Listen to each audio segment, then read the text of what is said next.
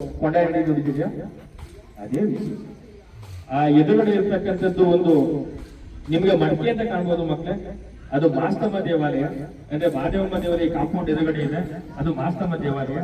ಆ ಮಾಸ್ತಮ್ಮ ದೇವಾಲಯದ ವಿಶೇಷತೆ ಏನಪ್ಪಾ ಅಂತಂದ್ರೆ ಅಲ್ಲಿ ಎಲ್ಲ ಇರೋನೆಲ್ಲ ಕೋಟ್ಯಾಧಿಪತಿಗಳು ಗೊತ್ತಾಗ್ಬೇಕು. ಆದ್ರೆ ನಾನು ಮಡಿಕೆಯಲ್ಲೇ ಇರಬೇಕು ಅನ್ನೋ ಒಂದು ಇದನ್ನ ಮಾಸ್ತಮ್ಮ ವ್ಯಕ್ತಪಡಿಸಿದ್ದು ಅಂತ ನಮ್ಮ ಪುರಾಣಗಳಿಂದ ಹಿರಿದು ಮಾಡ್ಕೊಂಡು ಬಂದಿದ್ದಾರೆ.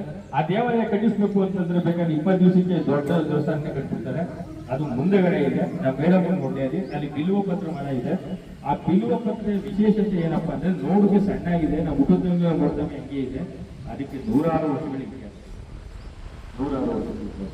ನೀವು ಏನಾರ ಒಂದು ಬೇರೆ ಇತಿಹಾಸ ಕೇಳಾದ್ಮೇಲೆ ಸೋಪ್ನಲ್ಲಿ ಏನಾರ ಆ ದೇವಾಲಯದ ಶಕ್ತಿ ದೇವತೆ ಇತಿಹಾಸವನ್ನು ಕೇಳಿದ್ರೆ ಇವೆಲ್ಲ ಒಂದು ಬಾರಿ ವೈಭವವಾಗಿ ನಿಜವಾಗಿ ನಡೆದಿರ್ತಕ್ಕಂಥ ಘಟನೆ. ಇದು ಯಾವುದೇ ಕಟ್ಟುಕತೆ ಯಾವುದೂ ಇಲ್ಲ ಇದೆ, ಗೊತ್ತಾಯ್ತಾ? ಇವತ್ತು ನಮ್ಮೂರ ದೇವಾಲಯದ ಬಗ್ಗೆ ಪಟ್ಟದಮ್ಮ ಹಬ್ಬ ಅಂತ ಬರ್ತದೆ, ಅದನ್ನು ನಾವು ಮಾಡ್ತೀವಿ, ನೀವೆಲ್ಲ ನೋಡಿದ್ದೀರಿ. ಆ ಪ್ರದೇಶದಲ್ಲಿ ಈಗ ಕೊಪ್ಪದಲ್ಲಿ ಮಾಡ್ತಾ ಇದ್ದೀವಿ, ಆಯ್ತಲ್ವಾ? ಗ್ರಾಮೀಣ ಹಬ್ಬಗಳು. ಇನ್ನು ಉಳಿದ ಹಬ್ಬಗಳೆಲ್ಲ ಯುಗಾದಿ, ಸಂಕ್ರಾಂತಿ, ಇವೆಲ್ಲ ಇರ್ತಕ್ಕಂಥ ಒಂದು ನಾಡ ಹಬ್ಬ, ಇದೆಲ್ಲ ಗೊತ್ತಾಯ್ತದೆ.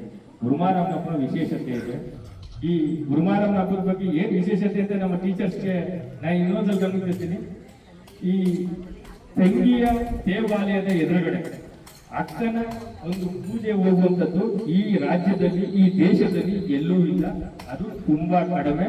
ಅದರಲ್ಲೂ ಸಹ ಈ ಮಲ್ಲಿಗೆರೆ ಗ್ರಾಮದಲ್ಲಿ ನಿಮ್ಗೆ ವಿಶೇಷ ಸಿಗುತ್ತೆ. ಅದೇ ರೀತಿ ಮಕ್ಕಳು ಮತ್ತೆ ವೀರ ಇವೆಲ್ಲ ಸಿಗುವುದು ತುಂಬಾ ಅಪರೂಪ.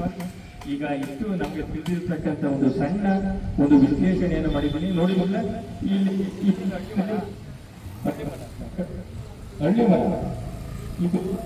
ಇದು ಗ್ರಾಮದ ಸಂಕೇತ. ಅದರಲ್ಲಿ ಮೇಲ್ಗಡೆ ಕೂತ್ಕೊಂಡು ಈ ರೀತಿ ಇದೆ. ನ್ಯಾಯ ಪಂಚಾಯತಿಗಳನ್ನ ಇವತ್ತಿನಂಗೆ ಕೋರ್ಟ್ ಇರಲಿಲ್ಲ, ಇವತ್ತಿನಂಗೆ ಕೋರ್ಟ್ ಮನೆ ಆಗಿದ್ದು ಏನೇ ಆಗಿದ್ದು ಇರಲಿಲ್ಲ, ಆಯ್ತಾ?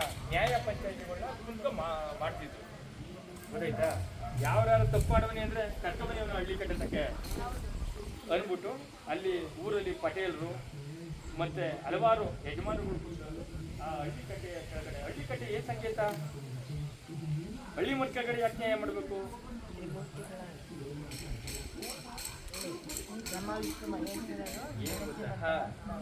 ಟೋಟಲಿ ಹೇಳಿದ್ರಿ ಆದ್ರೆ ಹಳ್ಳಿ ಕಟ್ಟೆ ಯಾಕೆ ನ್ಯಾಯ ಮಾಡಬೇಕು ಅಂತ ದೊಡ್ಡವ್ರು ಕೇಳ್ತಾರೆ. ಅದೇನು ಸಂಕೇತ ಅಂದ್ರೆ ನಾವು ಹಳ್ಳಿ ಮಠ ಪೂಜೆ ಮಾಡ್ತೀವಿ.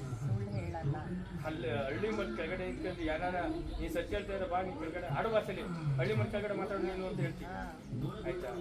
ನಮ್ಮಲ್ಲಿ ಹಳ್ಳಿ ಮರ, ಬನ್ನಿ ಮರ, ಈ ರೀತಿ ಹಲವಾರು ನಮ್ಮ ದೇಶದ ಸಂಸ್ಕೃತಿ ಆಚಾರ ವಿಚಾರಗಳ ಬಗ್ಗೆ ಹೋಗುದೇ ಆದ್ರೆ 3 ಕಿಲೋಮೀಟರ್ ಒಂದು ಆಚಾರ ವಿಚಾರ.